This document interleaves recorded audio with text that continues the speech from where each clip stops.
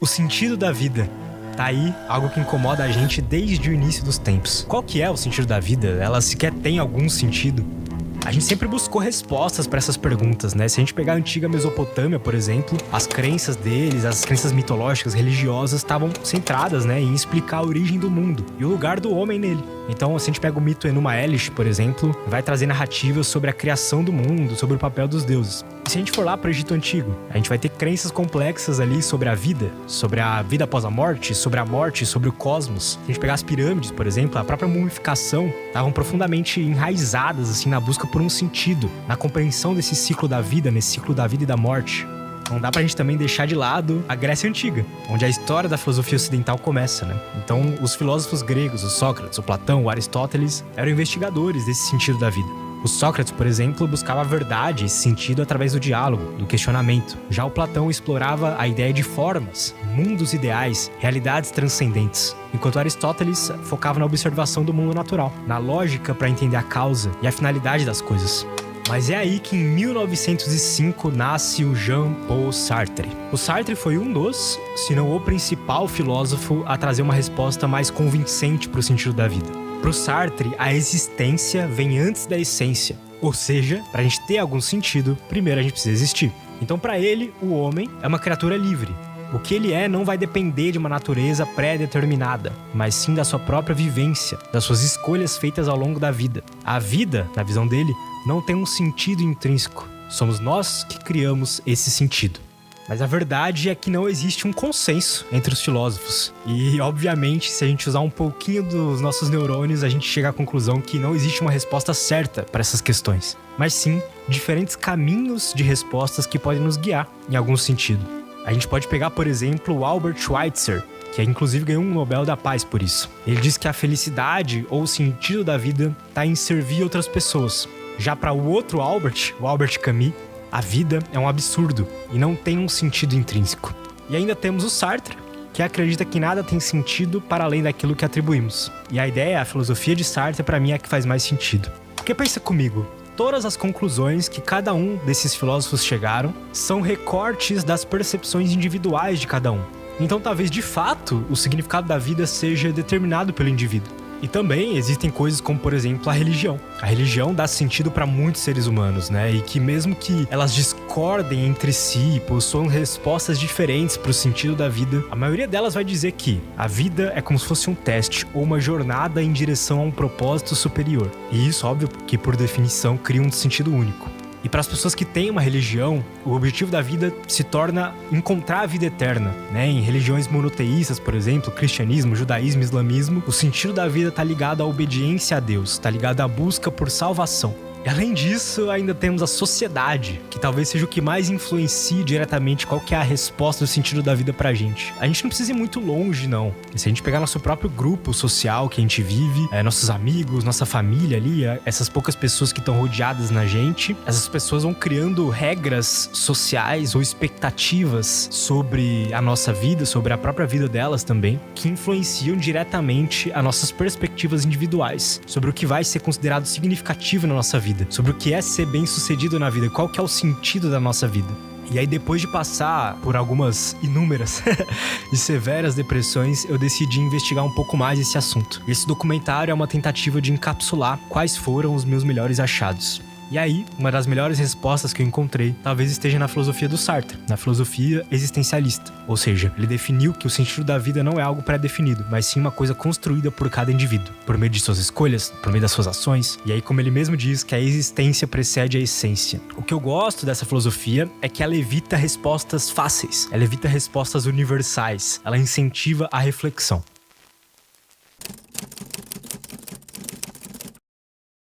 O existencialismo surgiu no século XX, tendo como principais pensadores aí o Kierkegaard e o Nietzsche.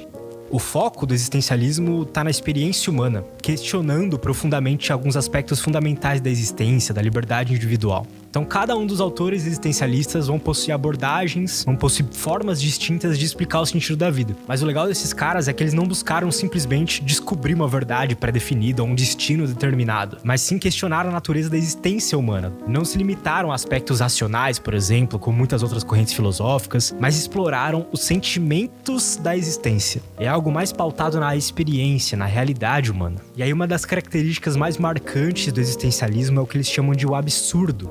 O absurdo é a ideia que defende a ausência de um propósito intrínseco no mundo, mas que somos livres para atribuir significados e tomar decisões que deem sentido a nossas vidas. Ou seja, não há sentido no mundo, exceto aqueles que damos a ele. O Kierkegaard é conhecido como o pai do existencialismo, foi o principal pensador dessa filosofia. Ele também tinha depressão, uma personalidade bem melancólica, assim, tendo até terminado noivado por conta disso, e ele morreu apenas com 42 anos, aí vítima de um mal súbito que muitas pessoas dizem que ocorreu por conta da sua tristeza, né? E foram justamente a angústia, a solidão, a depressão e o desespero os temas mais abordados pela sua filosofia. E ele foi um extremo crítico, assim, das abordagens filosóficas que fugiam pro lado mais abstrato da coisa, no sentido de não serem úteis para a vida do cotidiano. A sua filosofia é pautada na resolução de problemas do dia a dia, tendo como foco a existência concreta do indivíduo. Para ele, não são eventos passados ou futuros que determinam a nossa vida presente. Para ele, a existência humana é um mar de infinitas possibilidades. Viver é fazer escolhas. Escolhas que vão determinar, aí sim, a nossa vida. Essas escolhas são definidas exclusivamente pelas nossas vontades e não por fatores externos a nós. E é aí que as coisas começam a ficar interessantes. Escolher apenas algumas determinadas coisas em um mar de possibilidades não é algo agradável. E por conta disso, viver é estar angustiado. Vale ressaltar também que ele era cristão. E para ele, a forma mais sublime e autêntica de se viver era religiosa. E aí que seria quando a gente busca viver de acordo com propósitos de uma divindade maior. E aí uma grande afirmação da filosofia dele era que apenas essa forma de viver é capaz de nos salvar de todas as angústias causadas pela vida. Ele não falava que Deus deve ser o sentido da nossa vida, mas sim que a fé é uma forma de superar as angústias da existência. Já Nietzsche ia pro lado totalmente contrário, né? Ele tinha uma visão de mundo um pouco mais voltada pro ateísmo, trazendo a ideia de que Deus foi algo construído por nós e que, inclusive, ele está morto e nós o matamos. Ou seja, o centro da sua filosofia é que o indivíduo deve ser protagonista da sua vida. Ele não nos fala para ter fé em algo além de nós mesmos, mas sim que a gente deve dar ênfase para nossas emoções e para nossos sentimentos. Para ele, colocar a razão, colocar um ideal, um ídolo, num pedestal superior, era uma das principais causadoras do caos e da angústia da sociedade. Você vê que já é o contrário do Kierkegaard. O Nietzsche diz para não sacrificarmos a vida em nome de algo irreal ou projetado pela nossa cabeça. Ele diz que a gente deve valorizar a experiência real. A vida deve ser vivida e não apenas imaginada. A única coisa que existe é a nossa experiência. O passado e o futuro são mentiras. Tudo que existe está no agora. O resto é apenas uma ilusão. E na visão dele, então, não há saída para o sofrimento humano. E não importa o que façamos, em algum momento vamos sofrer. Mas também nos sentiremos bem. E depois sofreremos de novo. Depois nos sentiremos bem de novo. E essa é a vida.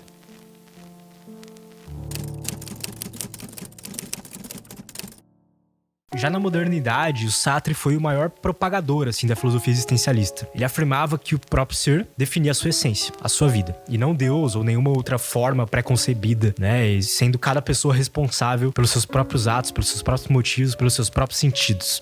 Sartre, ele foi um filósofo francês que viveu entre 1905 até 1980. Ele era bem engajado assim no mundo político, inclusive ele lutou a Segunda Guerra Mundial, lá em 1940, mas a sua trajetória acabou tomando um rumo mais sombrio quando ele foi capturado pelas forças nazistas. Foi enviado para um campo de concentração, permaneceu lá por cerca de um ano. E aí, sem dúvida alguma, isso modulou a sua filosofia, né? O confronto direto com a morte, a liberdade limitada e uma extrema desumanização fizeram com que ele explorasse as questões existenciais de maneira mais profunda. Ele não apenas pensou, mas ele viveu os contextos incertos e perigosos. Aqueles contextos que fazem a gente refletir se a nossa vida realmente está valendo a pena.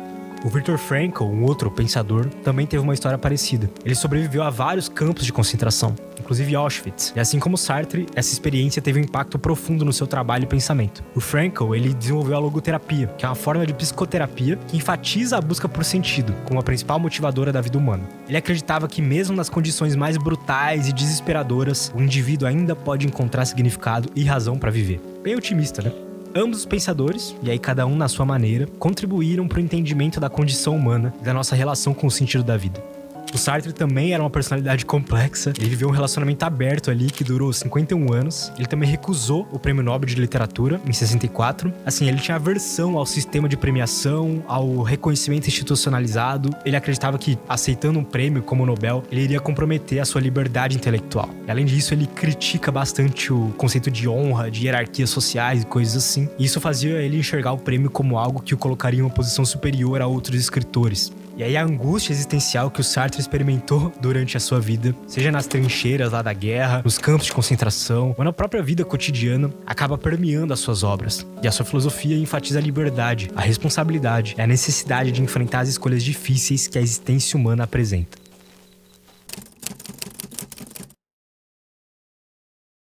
O homem é livre. O Sartre dizia que animais e objetos possuem uma essência que determina a sua ação e seu destino. Ou seja, para eles, a função existente dentro do mundo está limitada à forma como foram projetados. Então um gato jamais vai conseguir voar. A sua existência está limitada à sua essência. Já os seres humanos são diferentes. Como a gente não tem uma essência pré-determinada, o homem é livre. São os acontecimentos da sua vida e suas escolhas a partir deles que determinam a sua caminhada. Nós também não temos asas e não podemos voar. Mas devido à nossa liberdade, essa falta de essência intrínseca, a gente consegue criar um pássaro de alumínio gigante que nos permite voar. Ou seja, nós que damos significados às coisas. Ele dizia que o ser humano não é obrigado a nada, e por isso a gente pode viver de acordo com aquilo que queremos. Não existe uma natureza que limite o homem a viver de uma determinada forma. A gente tem a liberdade de decidir como a gente vai viver, os valores que a gente vai ter, o que a gente vai gostar, e todas as demais decisões tomadas durante a nossa existência. E para nós, a existência vem antes da essência, ou seja, não somos algo para então nos comportarmos como tal. Mas sim, primeiro vivemos para depois descobrir o que somos. A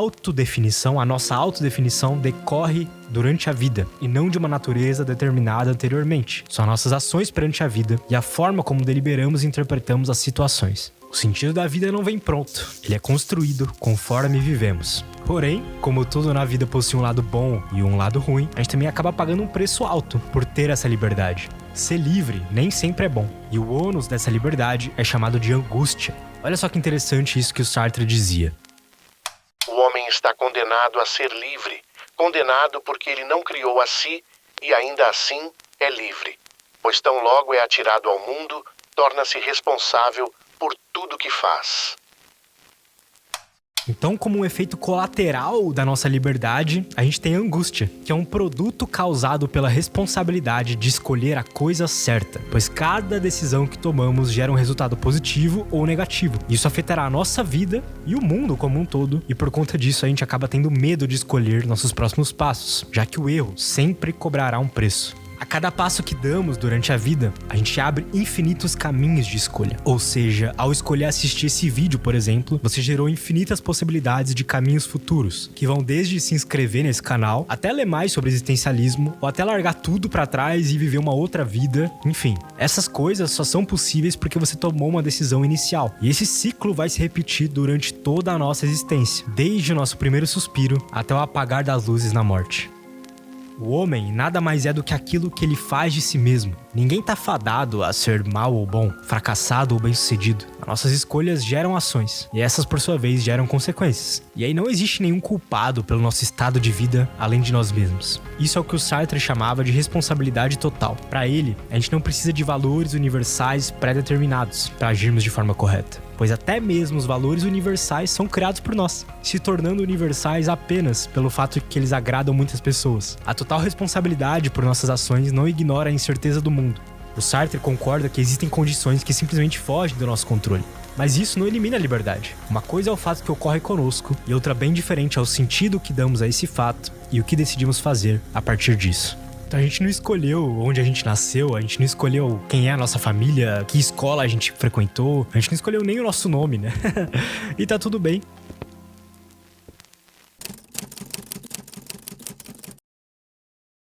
No mundo distraído por buscar materiais e padrões pré-estabelecidos, o Sartre vai lembrar a gente da importância de refletir sobre o porquê dos nossos comportamentos e escolhas, né? E mais importante ainda, ele vai dar responsabilidade para nossa vida. Dentre todas as coisas que existem no universo, talvez a única que a gente consiga controlar em algum aspecto, mesmo que seja mínimo, é a gente mesmo. E entender isso serve como uma válvula, assim, pra diminuir um pouco dessa angústia que a gente sente, né? Já que qualquer mudança significativa que a gente pode fazer tá sempre em nós, não tá em algo externo. Eu acho que a gente precisa se desviar, se afastar dessas buscas universais por sentido e entender qual que é a nossa busca.